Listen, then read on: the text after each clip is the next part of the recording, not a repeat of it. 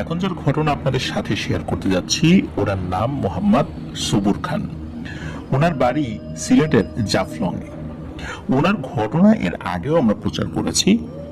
তো উনি যে ঘটনাটি আমাদেরকে পাঠিয়েছিলেন, যে ঘটনাটি এখন আপনাদের সামনে উপস্থাপন করব, এটি একটি অডিও ক্লিপ ছিল।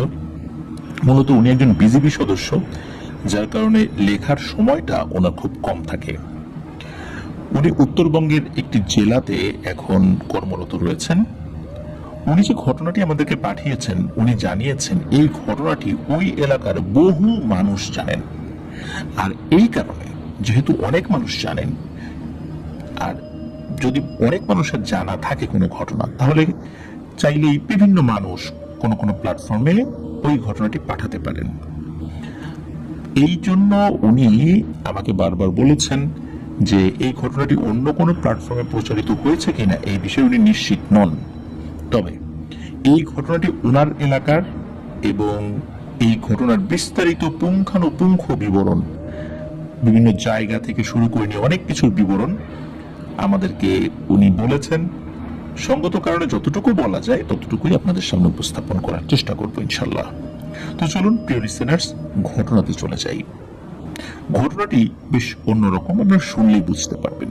আর শেষ পর্যন্ত না শুনলে কিছু কিছু প্রশ্ন কিন্তু আপনাদের মনে থেকে যেতে পারে। এই জন্যই ঘটনাটি শুরু থেকে শেষ পর্যন্ত সকলকে শোনার অনুরোধ করছি। চলুন মূল ঘটনাতে চলে যাই। ঘটনাটির সময়কাল 1993। ঘটনাটি মূলত যার সাথে ঘটেছিল তার নাম হচ্ছে শাহাবুদ্দিন। তার পিতার নাম সাজউদ্দিন। মূলত সাজউদ্দিনের দুই পুত্র, বড় পুত্র শাহাবুদ্দিন আর ছোট ছেলে আলাউদ্দিন। 1993 সালের দিকে শাহাবুদ্দিনের বয়স ছিল 23 থেকে 24 বছর এরকম হবে, আর আলাউদ্দিনের বয়স ছিল 16 থেকে 18 বছর। ওনাদের বাড়ি ছিল দক্ষিণ পান্তুমাই নামক একটা গ্রামে। যারা সিলেটের জাফলং এর ওই দিকটাতে যান, ওখানে মায়াবী ঝর্ণা নামে একটা ঝর্ণা রয়েছে, অনেকেই দেখতে যান। এই মায়াবী ঝর্ণাটা কিন্তু এই দক্ষিণ পান্তুমাইয়ের খুব কাছে আর কি।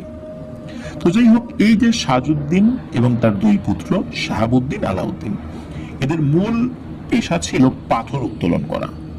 বিশেষ করে আপনারা যারা সিলেটে রয়েছেন তারা জানেন, বা যারা ওই অঞ্চলের না তাদের জানা দরকার যে সিলেট অঞ্চলে কিন্তু ধানের যে ক্ষেতগুলো রয়েছে অধিকাংশ ক্ষেত্রেই, বিশেষ করে আমাদেরকে এই সবুর খান জানিয়েছেন যে ওনাদের এলাকায় ধান বছরে একবার ওনারা ফলান।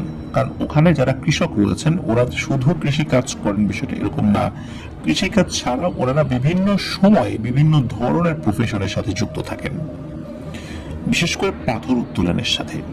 ওনাদের এলাকার সিংহভাগ মানুষই এই পাথর উত্তোলনের সাথে জড়িত রয়েছেন। ওখানে বেশ কিছু পুঞ্জি রয়েছে, যেমন সংগ্রাম পুঞ্জি, নকশিয়া পুঞ্জি, লামা পুঞ্জি, প্রতাপপুর পুঞ্জি। এই যে পুঞ্জিগুলোর নাম বললাম, এর মধ্যে এই প্রতাপপুর পুঞ্জিটা আজকে আমাদের ঘটনার মধ্যে আসবে। তো জাফলং এর যে জিরো পয়েন্ট রয়েছে, ওইখান থেকে বল্লাঘাট নামক একটা জায়গা রয়েছে। ওই জায়গাতে এই সাজউদ্দিন এবং তার দুই পুত্র শাহাবুদ্দিন, আলাউদ্দিন, এনারা পাথর উত্তোলন করত। ওই সময়ে ওনারা একটি নৌকা ভাড়া করতেন, ওই নৌকাতে পাথর উত্তোলন করতেন, সারাদিন ভাড়া আর কি। সারাদিনের যে কয়বারই ওনারা আপ ডাউন করুক, সারাদিনের ওই নৌকার বডি ভাড়া হচ্ছে 100 টাকা 150 টাকা এরকম আর কি। এটা কিন্তু সেই 1993 সালের প্রেক্ষাপটে বলছি। আর দিন শেষে ওনারা পাথর বিক্রি করে ওই সময়ই, মানে 1993 সালে, প্রায় 12 থেকে 1500 টাকা পেতেন। আর এটা ওনারা তিনজন সমানভাবে ভাগ করে নিতেন, বাবা এবং দুই ছেলে। শুরুর দিকে ওনারা একসাথেই থাকতেন, কারণ তখনও কিন্তু ওনার ছেলেদেরকে বিয়ে দেন নাই। সময়ের পরিক্রমায় ওনার বড় ছেলেকে বিয়ে দিয়ে দিলেন। 1993 সালেই কিন্তু বিয়ে দিয়েছেন আর কি। তো বিয়ের অল্প কিছুদিনের মধ্যেই শুরু হয়ে গেল পারিবারিক অশান্তি। এই শাহাবুদ্দিনের যে বউ, তার সাথে তার শ্বশুর শাশুড়ির বনিবনা হয় না, তারপর দেবরের বনিবনা হয় না, বিভিন্ন কারণে হই হট্টগোল, ঝগড়া ঝাঁটি, মারামারি এগুলো চলতেই থাকে। অবশেষে গ্রামের কিছু ময় মুরব্বীরা এক জায়গায় বসে এই শাহাবুদ্দিন এবং তার বউকে আলাদা রান্না করতে বললেন, আলাদা ঘর তৈরি করতে বললেন। তো সেই অনুযায়ী আলাদাও হয়ে গেলেন। এরপরে মোটামুটি ভালোই চলছিল, টুকিটাকি সমস্যা থাকলে ওটা ওইভাবে ধর্তব্য না, কিন্তু কাজ তারা একসাথেই করতেন। এই শাহাবুদ্দিন এবার খুব ভালো ক্যারাম বোর্ড খেলতো। ওই বাজারেই যে ক্যারাম বোর্ড থাকতো চায়ের দোকানের সামনে, সে বেশ ভালো খেলতো।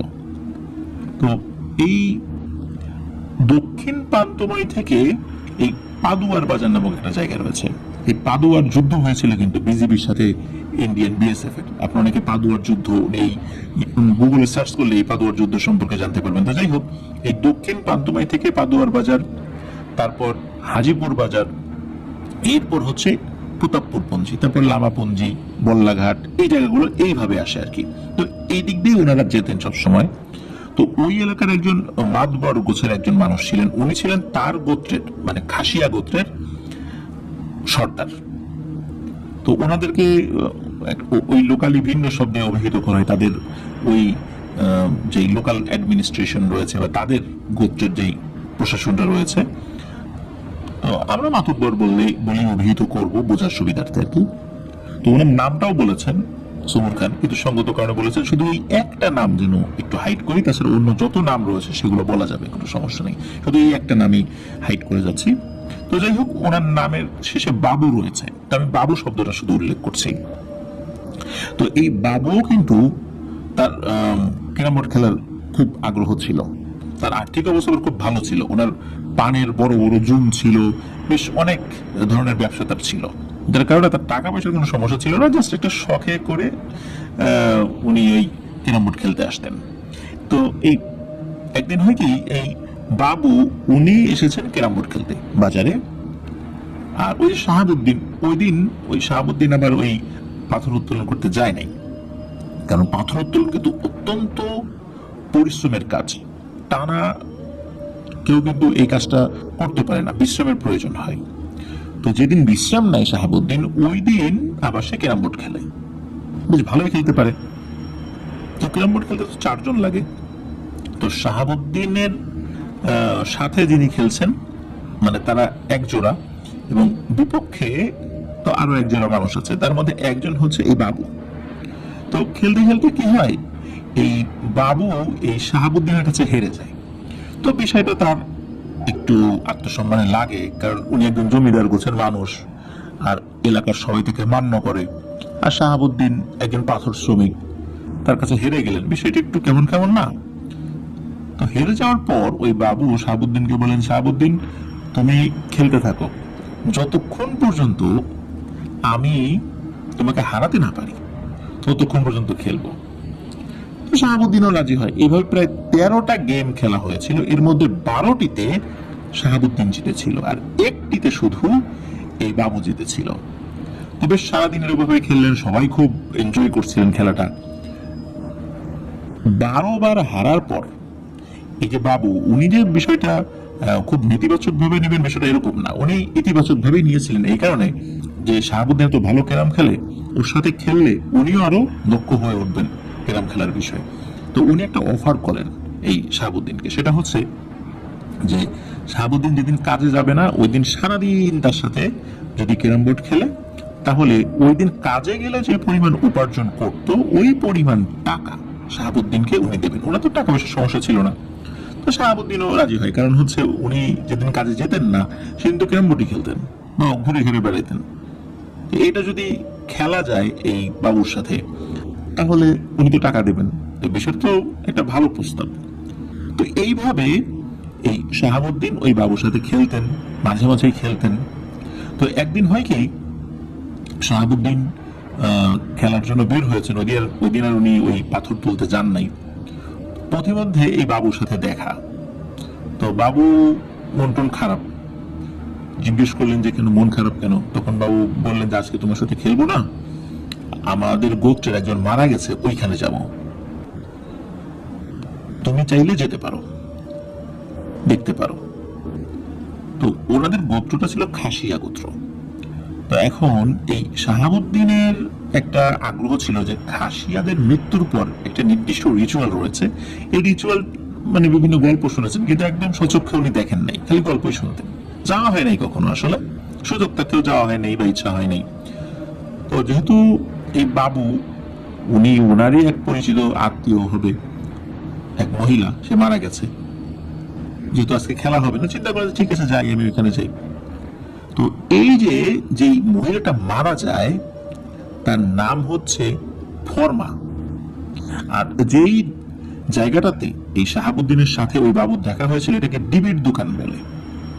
তো ডিবির দোকানের ওখানেই এই বিষয়ে আলোচনা হয়েছিল। তো যাই হোক, এই ফরমা নামের এক ভদ্র মহিলা মারা যান। আর এই ফরমার স্বামীর নাম ছিল হচ্ছে রস। ওনাদের যেই নামের যেই কাঠামোটা সেই হিসাবে আমাদের নামের সাথে তো আসলে মিলবে না, সচরাচর যে নামগুলো হয় আর কি। তো এই ফরমা নামের মহিলাটা মারা যান। তো মারা যাওয়ার পর তার বাড়ি ছিল কিন্তু এই প্রতাপপুর পুঞ্জিতে, এই প্রতাপপুর পুঞ্জির কাছে। তো ওনারা ছিল ক্রিশ্চিয়ান, মানে খ্রিস্টান ছিল। তো একটা অদ্ভুত কালচার এই শাহাবুদ্দিন ওই খাসিয়াপল্লীতে লক্ষ্য করেন। সেটা হচ্ছে যে বিয়ে বাড়িতে কি হয়, বিয়ে বাড়িতে যাদেরকে দাওয়াত করা হয় তার দাওয়াতি মেহমানরা কিন্তু ওই বরকনের জন্য বিভিন্ন উপহার সামগ্রী আনার চেষ্টা করেন সাধ্য মতো। ওখানে দেখা যাচ্ছে যে একটা মানুষ মারা গেছে, কিন্তু লোকজন দেখতে আসছে মন খারাপ করে, কিন্তু হাতে বিভিন্ন ধরনের উপহার সামগ্রী। ওই অবাক হলেন যে কি ব্যাপারে, বিয়ে বাড়িতে মানুষ উপহার সামগ্রী আসে, একটা জায়গায় মানুষ মারা গেছে এখানে উপহার সামগ্রী নিয়ে আসছে, ব্যাপারটা কি? তো উনি খেয়াল করলেন যে এই যে ফরমা, তার বডিটা একটি কফিনে রাখা হলো। কফিনের ভেতরে বিভিন্ন ভাবে বা যেগুলোর ভেতরে ঢোকানো সম্ভব হয়নি ওগুলো সাথে নিয়ে কবরস্থ করার জন্য যাচ্ছে। এই প্রতাপপুর পুঞ্জিতে একটা ক্রিশ্চিয়ান গ্রেভিয়ার্ড রয়েছে, সেখানে তাকে সমাহিত করা হবে। তো উনিও সাথে সাথে গেলেন আর কি। তো উনি দেখলেন এই কফিনের সাথে অন্যান্য যে জিনিসগুলোর ভিতরে স্বর্ণালঙ্কার ছিল, ঘড়ি ছিল, শাড়ি ছিল, বিভিন্ন দামি দামি জিনিসও ছিল। তো এই জিনিসগুলো ওই কফিনের সাথে সমাহিত করা হয়। এটা তো ওখানকার একটা রীতি, শুধু ওখানে না, বিশ্বের বিভিন্ন জায়গায় কিন্তু এমনটা রয়েছে। এই জিনিসটা শাহাবুদ্দিন দেখে তার মনে একটা অদ্ভুত এবং ঘৃণ্য লোভ জাগে।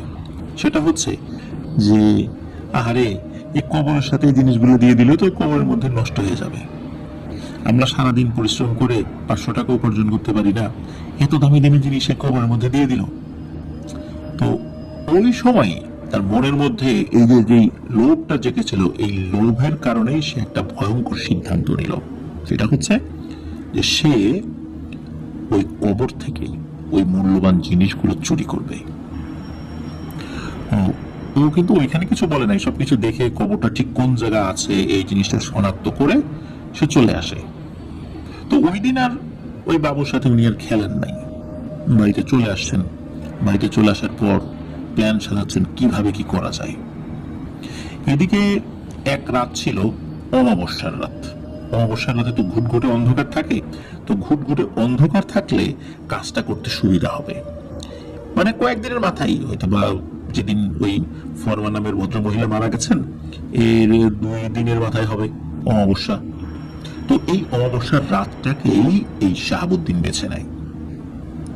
সে ওই রাত্রে একটা বড় ব্যাগ নেয় আর সাথে শুধু একটা ছোট্ট টর্চ লাইট নেয়।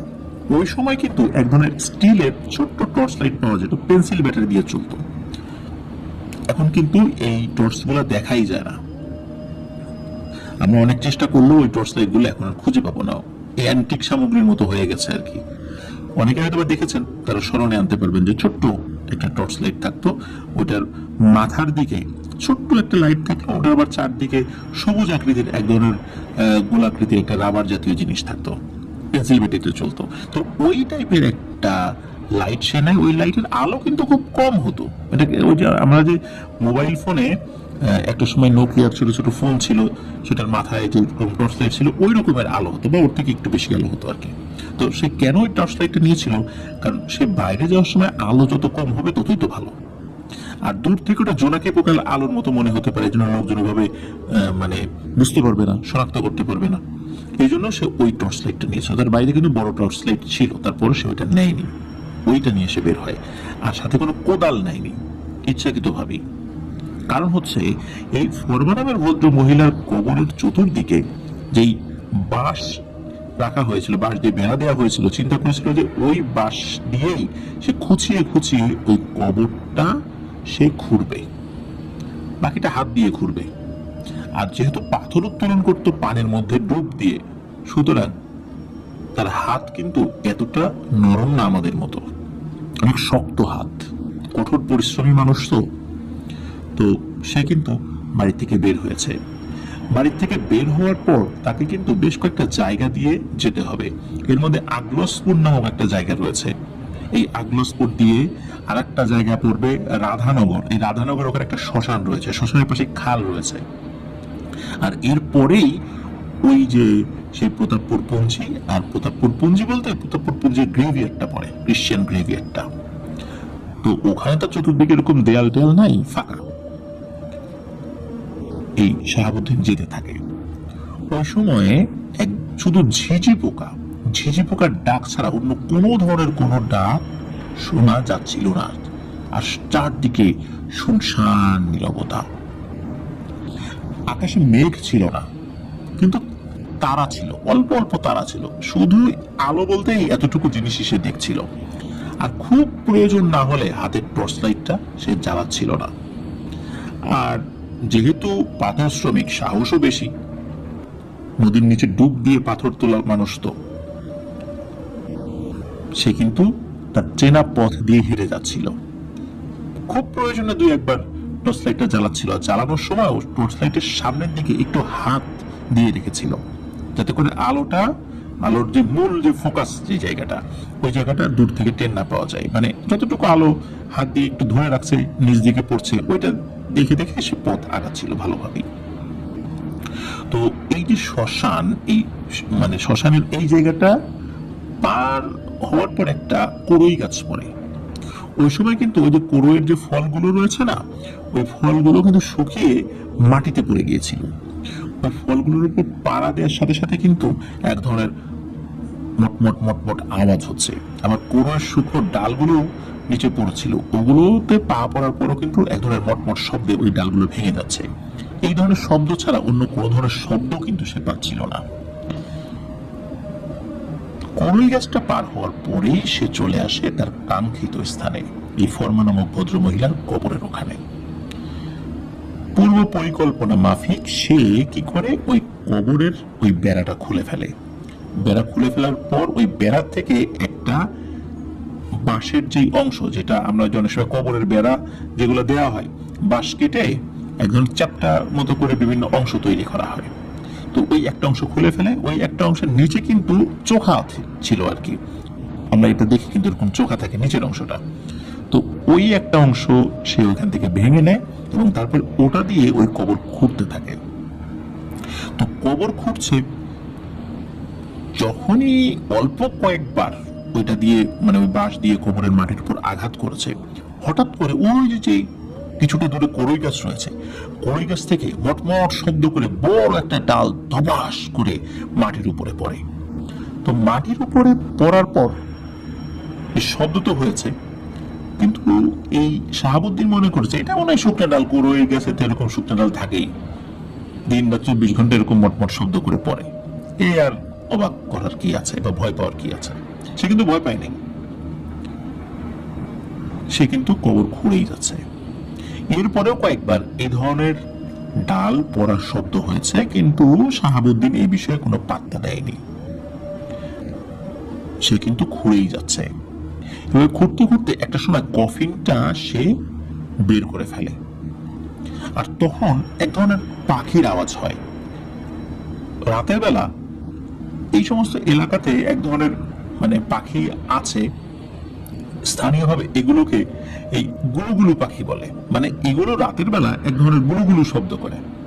তো এই শব্দটা হয়তো বা আমি খুব কম শুনেছি, আমার কিছুটা মনে পড়ছে, আপনারা যারা গ্রামে আছেন তারা শুনতে পাবেন। আবার গুলুগুলু বলতে এগুলো হু হু হু এরকম আর কি, এটা পেঁচার ডাকও না। তো এই ধরনের শব্দ কিন্তু হঠাৎ করে শুরু হয়।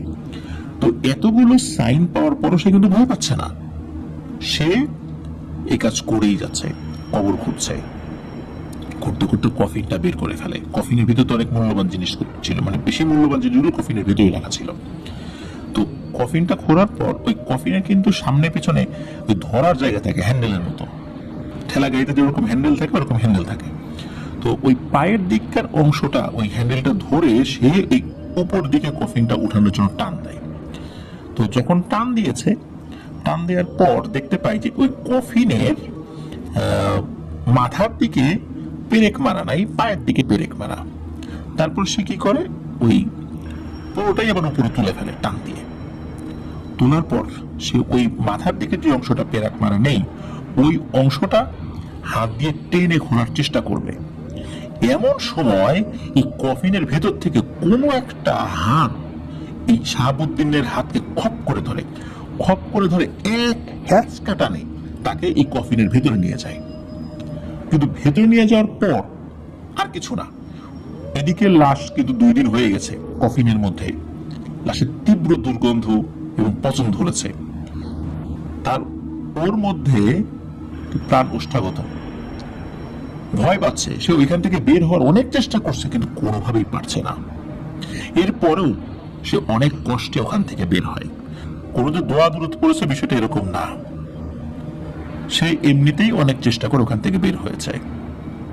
বের হওয়ার পরেও এতগুলো বিপদে সে পড়ার পরেও, এমন একটা ভয়ঙ্কর সিচুয়েশনে পড়ার পরেও কোনো মানুষ কি চুরি করতে পারে? হ্যাঁ প্রিয় লিসেনার্স, আপনারা ভাবছেন চুরি করতে পারে না, কিন্তু আসলে পারে। যে কাজটি এই শাহাবুদ্দিন করেছিল, এমন ভয়ঙ্কর অভিজ্ঞতার মুখোমুখি হওয়ার পরেও সে কি করেছে, সে ওই কফিনের ভেতরে থাকা মূল্যবান জিনিস যেগুলো সে দেখেছিল কবর দেওয়ার সময় যে কিভাবে দেওয়া হয়েছে, মূলত লাশ কবরে রাখার পর ওই মাথার দিকের অংশটা তারা ওই পেরেকটা মারে নাই, তারা ওই অংশটা তুলে ওই জিনিসগুলো কবরের ভিতরে দিয়ে বা কফিনের মধ্যে দিয়ে পরবর্তীতে ওইখানে আর পেরেক মারার হয়তো সময় সুযোগ পায় নাই, কবরের মধ্যে তো কফিন নামানো হয়ে গেছে, এরপরে মাটি দিয়ে দেয়। এই জন্যই মূলত ওই অংশটা ফাঁকা ছিল। আর সে খুব ভালো মতোই মূল্যবান জিনিসগুলো, স্বর্ণালঙ্কার, তারপরে ওই ঘড়ি টড়ি, মানে হাত ঘড়ি, এই জিনিসগুলো সে নিয়ে নেয়। নিয়ে নেওয়ার পর ওই যে তার ব্যাগ ছিল ব্যাগের মধ্যে ভরে। এরপরে কি করে, সে কিন্তু ওই এই যে কফিনটা, সেই কফিনটা কিন্তু সে কবরে রাখে নাই, ওইভাবেই রেখে সে হাঁটা শুরু করে। সে যখন হাঁটছিল একটা সময় সে হাঁটার গতি বাড়িয়ে দেয়। তখন মনে হচ্ছিল পেছন থেকে ওই যে সেই পাখি, যে পাখিটা হু হু হু এরকম শব্দ করে, ওইরকম শব্দ করছে। একটা সময় মনে হলো তার পেছন পেছন কেউ আসছে। সে ভয় পায়, সে দ্রুত হাঁটা শুরু করে। দ্রুত হাঁটতে হাঁটতে আসলে সে কোন দিক দিয়ে যাচ্ছে এখন তার আসলে মাথা কাজ করছে না। এই ধরনের সিচুয়েশন হওয়ার পর তার আসলে ওইভাবে সেন্স ছিল না সে কোন দিকে যাচ্ছে, এলোমেলো যাওয়া শুরু করেছে, মাঝে মাঝে টর্চ লাইট জ্বালাচ্ছে। হঠাৎ করে তার পায়ে ধারালো কোনো কিছু বিঁধে যায়। বিঁধে যাওয়ার পর সে টর্চ লাগিয়ে দেখে যে ওইখানে কি, তার পায়ের নিচে কি বিঁধেছে। দেখে যে একটা অ্যাঙ্গেল টাইপের, লোহার অ্যাঙ্গেল, পুরোনো অ্যাঙ্গেল টাইপের কোনো কিছু বিঁধেছে। সেটা অনেক কষ্টে খুলে ফেলে, পা দিয়ে রক্ত বের হচ্ছে। এরপর সে এগিয়ে যেতে থাকে কিন্তু আর বেশিক্ষণ আগাতে পারে না। সে ওখানে কোনো এক কারণে সেন্সলেস হয়ে পড়ে যায়, ভয়েই হোক বা যে কোনো কারণেই হোক। তার যখন সেন্স ফেরে তখনও দেখে চারদিকে অন্ধকার। সে ফিল করে যে তার সাথে ওই ব্যাগটা কিন্তু আছে, কিন্তু টর্চ লাইটটা যে কোথায় গেছে খুঁজে পাচ্ছে না। তো যখন আশেপাশে হাত রাখছে মনে হচ্ছে আশেপাশে বড়ই কাটা জাতীয়, বড়ই যে কাটা এরকম ডাল আছে, ছোট ছোট কাটা আর কি, বড়ইয়ের ডাল যেরকম হয়। আর তার পিঠের নিচে বেশ মাটির ঢিবি ঢিবি এরকম মনে হচ্ছে আর কি, গোল গোল মাটির ঢিবি। তো হঠাৎ করে সে দেখে দূরে 3 জন সন্ন্যাসী টাইপের লোক আসছে, প্রত্যেকের শরীরেই সাদা পোশাক। এর মধ্যে একজন মহিলা আর 2 জন পুরুষ। তাদের শরীরটা জল জল করছে, মানে দেখা যাচ্ছে অন্ধকার হলেও। 2 জন ওই হিন্দু সন্ন্যাসী এরকম থাকে, বড় বড় দাড়ি থাকে, মাথার পেছনে লম্বা চুল থাকে, টিকি থাকে, ঝুঁটি থাকে, এরকম আর কি। একজন ধুতি পরা আর শরীরে সাদা এক ধরনের কাপড় জড়ানো, আর যেই মহিলা রয়েছে উনি সাদা শাড়ি পরা। তো এরা 3 জন হাঁটতে হাঁটতে তার দিকেই আসছে। আর হঠাৎ করে কি হলো, চারদিকে আলোকিত হয়ে গেল, মনে হচ্ছে চারদিক একটা দিনের, মানে দিনের মতো অবস্থা আর কি, দিনের বেলা যেরকম ঠিক সেরকম। ওই সময় সে স্পষ্টভাবে চারদিকে সবকিছু দেখতে পাচ্ছে। তো ওই সময় সে এটাও ফিল করে যে সে যেখানে মূলত শুয়ে আছে মনে হচ্ছে সে একটা কবরের উপরে শুয়ে আছে। ওই তিনটা অবয়ব তার দিকে হেঁটে আসতে থাকে। হেঁটে আসার সাথে সাথে যখন কাছে চলে আসে তখন ওই তিনটা অবয়বের মধ্যে যে মহিলা অবয়ব যেটা, সেটা বলে ওঠে, নাম ধরেই বলে ওঠে যে শাহাবুদ্দিন, তোকে এতবার সতর্ক করলাম, তুই তো লোভ সম্বরণ করতে পারলি না, তুই এটা কি করলি? এত বড় একটা অন্যায় কাজ করলি। একটা ভদ্র মহিলা মারা গেছে, সেখানকার রীতিনীতি অনুযায়ী তাকে কবরস্থ করা হয়েছে, তুই সেইখানে গেলি চুরি করতে। তোকে এতবার সতর্ক করলাম, তারপরও তুই বুঝতে পারলি না? লোভ তোকে অন্ধ করে দিল। আচ্ছা মানলাম তুই ওই কাজটা করলি, আমরা যে এতবার সতর্ক করলাম তোর ভয় লাগে নাই, কিন্তু তুই এখন কি কাজটা করলি? তুই এখন আমাদের ভোগের খাবারগুলো নষ্ট করছিস। আমরা উপোস ছিলাম সারাদিন, এই জিনিসটা দিয়ে এখন আমরা উপোস ভাঙবো। তুই ভোগের খাবার নষ্ট করছিস, সেটাও না হয় আমরা বিবেচনায় আনলাম না, কিন্তু তুই যে জায়গার উপর দাঁড়িয়ে আছিস, তোর এই অপবিত্র কাজ, অপবিত্র শরীর নিয়ে তুই যে কবরের উপর আসিস, তুই কি জানিস এই কবরটা কার? এই কবরটা হচ্ছে আমাদের গরুর। এই গরু মানুষ, আমরা জিন। এই গরু আমাদেরকে সন্তানের মতো করে দেখতো, যে কোনো সমস্যায় উনি আমাদেরকে সাহায্য করত, আমরাও করতাম। এই গরুর কবর আমরা বহুদিন ধরে পাহারা দিচ্ছি, আর তুই এই কবরের উপর উঠে এই কবরটা অপবিত্র করলি। আর একটা অপবিত্র কাজ করে এসে তুই কবরের উপর উঠেছিস, এইটা তো আমরা মানব না, তোকে মরতে হবে। তোর অনেকগুলো অপরাধ ক্ষমা করলেও আমাদের পিতৃতুল্য গরুর কবরের উপরে তুই উঠেছিস, এটা তো হবে না। তো এইটা বলার সাথে সাথেই নাকি এই শাহাবুদ্দিন সেন্সলেস হয়ে যায়, তার কিছু মনে নাই। তার যখন জ্ঞান ফেরে তখন ভোরের আলো একটু একটু করে ফুটছে। ওই সময় দূর থেকে একজন রাখাল আসছিল গরু নিয়ে।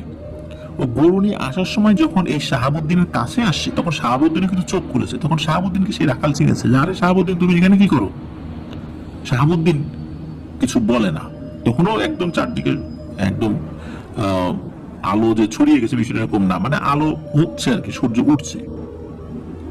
তখন শাহাবুদ্দিন বলে যে, আমি তো এখানে কিভাবে চলে আসছি জানি না, আমাকে একটু বাড়িতে নিয়ে যাও, আমার পা কেটে গেছে। সত্যি তার পা কেটে গিয়েছিল। তখন ওই রাখাল ওইখান থেকে শাহাবুদ্দিনকে উদ্ধার করে নিয়ে আসে। শাহাবুদ্দিনের সাথে কিন্তু এই পুটলিটাও ছিল। পুটলিটা যে খুব বড়, মানে ওই ব্যাগটা যে খুব বড় তা না, ছোট ব্যাগ। তো এই ব্যাগটা নিয়ে ওই রাখাল কোনো প্রশ্ন করে নাই, শাহাবুদ্দিনকে তার বাড়িতে দিয়ে সে চলে যায়। তো শাহাবুদ্দিন যখন বাড়িতে আসে, তার মা, স্ত্রী, তারা বিশেষ করে প্রথমে যখন স্ত্রী দেখেছে এই অবস্থা, দেখার পর জিজ্ঞেস করছে এই কি হয়েছে। উনি কিছু বলেন না। রাত্রেবেলা কই গেছিলা, কি হলো, আসো নাই কেন, উনি কিছু বলেন না আর কি। তো তার মা এটা দেখে, পা কেটে গেছে। প্রাথমিক চিকিৎসা দিতে গিয়ে দেখা যায় এই শাহাবুদ্দিনের শরীরে অসংখ্য আঁচড়ের দাগ, মনে হচ্ছে বিভিন্ন ভাবে তার শরীরে আঁচড় দেওয়া হয়েছে। তো যাই হোক, এগুলো নিয়েও খুব একটা কথার উত্তর শাহাবুদ্দিন তার স্ত্রী এবং মাকে দেন নাই। আর ওই যে থলেটা, ওই থলেটা বা ব্যাগটা সে ঘরের মধ্যে রেখেছিল। তো সারা রাত এরকম একটা সিচুয়েশন তার উপর দিয়ে গিয়েছে, উনি কাউকে কিছু বলেন নাই। উনি বাড়িতে তখন ঘুমিয়েছেন, সারাদিন ঘুমিয়েছেন। সন্ধ্যার পর উনি চিন্তা করেছেন এইবার ওই থলেটা খুলি, থলের মধ্যে কি আছে দেখি। তখন এই থলেটা উনি নিয়ে আসেন, বাড়িতে একটা পাশে রেখেছিলেন। খোলার পর এমন ভয় পেয়েছেন, ও বাবা গো ভাগো বলে ওই থলেটা প্রচন্ড জোরে ছুঁড়ে ফেলেছেন ঘরের বেড়ায়। ঘরের বেড়াটা ছিল টিনের বেড়া। টিনের বেড়ায় যখন ওই থলেটা ছুঁড়ে মেরেছেন, তখন টিনের বেড়াতে ধবাস করে একটা শব্দ হয়েছে, এত জোরে শব্দ। আর এই শাহাবুদ্দিন ও বাবা গো মাগো বলে উল্টো পাল্টা কথা বলেই যাচ্ছেন। তার স্ত্রী, মা তো দৌড়ে চলে এসেছে, কি হয়েছে রে বাবা, কি হয়েছে? স্ত্রী বলছে, তোমার কি হলো? তো উনি কোনো ভালো উত্তর দিতে পারেন না, শুধু এলোমেলো কথা বলেই যাচ্ছেন। তার স্ত্রী এবং মা, ওনারা এই থলের দিকে তাকাতে ওনারাও চিৎকার চেঁচামেচি করে ওঠেন। কারণ হচ্ছে ওই থুলের মধ্যে অদ্ভুত একটা জানোয়ারের মাথা ছিল। এটা কি কোনো বিড়াল, কুকুর, খরগোশ না কি, এটা কেউ কিছু বলতে পারে না। গ্রামের মানুষরা বিশেষ করে ওই অঞ্চলে তারা কিন্তু খরগোশও খায়, আর বিড়াল কুকুর মারা গেলে তার ওইটার মাথাও কিন্তু বোঝা যায়, তারা এটা চেনেন। সুতরাং এটা যে কিসের মাথা এটা বুঝতে পারছেন, এটা কি শূকরের মাথা কিনা তাও বলা যাচ্ছে না। তবে যেটারই হোক, এটা যে পরিণত বয়স্ক কোনো কিছুর মাথা না এটা বোঝা যাচ্ছে। সেটা প্রাণী হোক বা অন্য কোনো কিছু, সেটা হয়তো শিশু বয়সে এটা মারা গেছে সেটার মাথা, আর মাথাটা পচা ছিল, তীব্র দুর্গন্ধ ছিল সেটাতে। তো ওনারা তো এই জিনিসটা দেখে প্রচন্ড ভয় পেয়েছেন, আর তাকে জিজ্ঞেস করছেন কি রে তুই এই জিনিস কোথায় পেলি?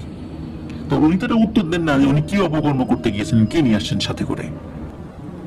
তো ওনার কিন্তু এই উল্টো পাল্টা কথা বলা থামেই না। স্থানীয় একজন ইমামকে ডেকে আনা হয়, উনি ঝাড়ফুঁক করে দেন। উনিও এই জিনিসটা দেখে খুব অবাক হন, উনি নিজেও বলতে পারেন না যে এটা আসলে কিসের মাথা। উনি বলেন যে এই জিনিসটা তোমরা একটা গর্ত করে এটা পুঁতে ফেলো, জিনিসটা দেখে আমার খুব ভালো মনে হচ্ছে না। তো উনি টুকটাক ঝাড়ফুঁক করে দেন, কিন্তু দেখা যাচ্ছে যে এই ঝাড়ফুঁকে খুব একটা উপকার হয় না। মূলত এই সমস্যাটা শুরু হয় তার পরের দিন থেকে। এই শাহাবুদ্দিন সে বাড়িতে থাকে না, চিৎকার চেঁচামেচি করে গ্রামে ছুটতে থাকে, মাটিতে গড়াগড়ি খেতে থাকে, ও বাবা গো মা গো পড়ে গেল শরীর, মরে গেলাম, এরকম চিৎকার করতে থাকে। মানে তার অবস্থা খুব শোচনীয়, উন্মাদ, বদ্ধ উন্মাদ বলতে যেটা বোঝায় সেটা, এমন একটা অবস্থা। এখন কি করা যায়? পরিবারের সদস্যরা খুব চিন্তিত হয়ে পড়ে, কি এমন হলো হঠাৎ করে যার কারণে ওর এই অবস্থা। তখন পরিবারের সদস্যরা স্থানীয় একটা বাজার রয়েছে, এটাকে মাতুরতল বাজার বলে, যারা সিলেটে রয়েছেন তারা ওই জায়গাগুলো চিনবেন নিশ্চয়ই। এই মাতুরতল বাজারে একজন নামকরা হুজুর রয়েছেন, তার নাম হচ্ছে মাসুক মৌলানা। তো এই মাসুক মৌলানার কাছে তাকে নিয়ে যাওয়া হয়। তো মাসুক মৌলানা ওনাকে দেখে বলেন যে এটা আমার কাছে স্বাভাবিক মনে হচ্ছে না, আমাকে একটু সময় দিতে হবে, আমাকে কমপক্ষে 2 দিন সময় দেন। আমি এই 2 দিন এই বিষয়টা নিয়ে বিশ্লেষণ করে তারপরে চিকিৎসাটা কেমন হবে এটা আমি বলতে পারবো, এই মুহূর্তে বলতে পারবো না। এই মুহূর্তে যতটুকু করণীয় সেটা আমি করে দিচ্ছি। উনি কি করেন, কিছু তেল পড়া, পানি পড়া, কিছু ঝাড়ফুঁক এটা করে দেন, এরপরে উনি কিছুটা স্বাভাবিক হন এবং উনি বলেন যে 2 দিন পর আপনারা আসেন, অথবা আমি নিজেই যাব। আপনারা আসতে না পারলে, ওখান থেকে যে খুব বেশি দূরে তা কিন্তু না, ওনাদের বাড়ি থেকে হয়তো বা 2-2.5 কিলোমিটার দূরে হবে বা এরকম কিছু আর কি, মানে তার থেকেও বেশি হতে পারে। তো যাই হোক, ঝামেলা হয়ে যায় এই 2 দিনের মধ্যেই।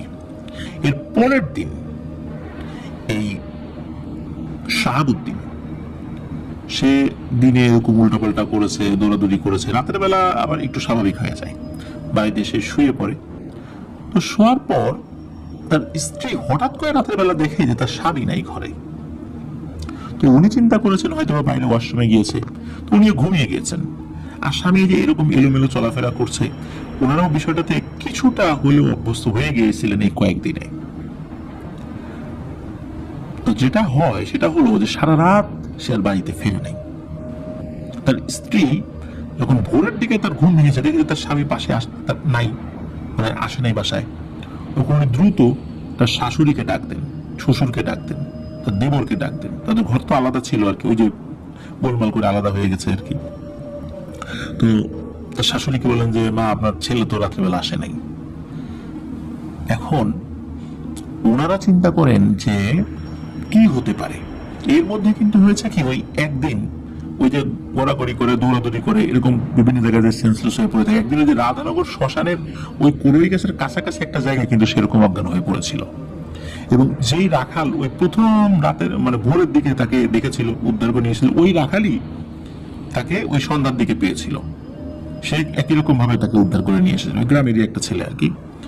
তো চিন্তা করেছে আবার ওই দিকটাতে গেল না তো, ওই কুড়ুই গাছের ওই দিকে গেল না তো, সবাই কিন্তু ওই দিকে যাওয়া শুরু করে। তখনও কিন্তু একদম সূর্যের আলো, মানে সূর্য যে উঠেছে চারদিকে সব মানে ফুটফুটে সকাল হয়ে গেছে বিষয়টা এরকম না, তখন আধো আলো আধো অন্ধকার, এমন একটা সিচুয়েশন তখন। সবাই ওই দিকটাতে ছোটে, ওই রাধানগর শ্মশান হয়ে ওই কুড়ই গাছের ওই দিকটাতে, যেদিকে আর কি ওই ক্রিশ্চিয়ান কবরস্থানটা রয়েছে। তো ওনারা তো আর কেউ জানেন না যে এই ধরনের ঘটনা ঘটেছে বা এই ধরনের অপকর্ম তার ছেলে করেছে। ওনারা ওইদিকে যান, যাওয়ার পর দূর থেকে দেখেন ওই কুড়ই গাছের কাছে একটা মনুষ্য অবয়ব বসে আছে, পিঠ দেখা যাচ্ছে যে বসে আছে। দূর থেকে ওনারা বুঝতে পেরেছেন এটা শাহাবুদ্দিনই হবে। তবে কাছে যাওয়ার পর ওনারা যে বিভৎস দৃশ্যটা দেখেন, এটা আসলে কোনো মা বাবার পক্ষে দেখা সম্ভব নয়। এই দৃশ্য দেখার সাথে সাথে ওনারা প্রচন্ড জোরে চিৎকার করে কান্নাকাটি শুরু করেন। সাথে তো অন্য লোকও ছিল, মানে আশেপাশের প্রতিবেশী লোকজন ছিল। সবাই এসে দেখে এটা শাহাবুদ্দিনেরই দেহ, কিন্তু দেহের সাথে মাথাটা নাই। নাই নাই নাই, কোথায় মাথা? সবাই চিন্তা করে তোমার আশেপাশেই হবে, কোথাও হয়তো পড়ে আছে, কিন্তু কে এমন কাজটা করলো? এরপরে যখন একটু সকাল হয়ে যায়, তখন কড়ই গাছের উপর দিকে তাকিয়ে দেখে কড়ই গাছের উপরের দিকে একটা জায়গায় একটা মাথা দেখা যাচ্ছে। আর এই মাথাটা শাহাবুদ্দিনের মাথা। ভয়ঙ্কর একটা চোখ, মনে হচ্ছে একজোড়া চোখ তাকিয়েছে শাহাবুদ্দিনের। প্রচন্ড ভয়, প্রচন্ড একটা অনুভূতি, ভয়ার্থ অনুভূতি নিয়ে যে শাহাবুদ্দিন মারা গেছে সেটা তার দু চোখ দেখে বোঝা যাচ্ছে। চোখ দুটো খোলা ছিল। কেউ ভয়ে উপর দিকে ওঠে না। সবাই বুঝেছিল এটা স্বাভাবিক কোনো কিছু না, কারণ শাহাবুদ্দিনের এমন কোনো শত্রু নাই যারা তাকে এইভাবে নৃশংসভাবে হত্যা করবে।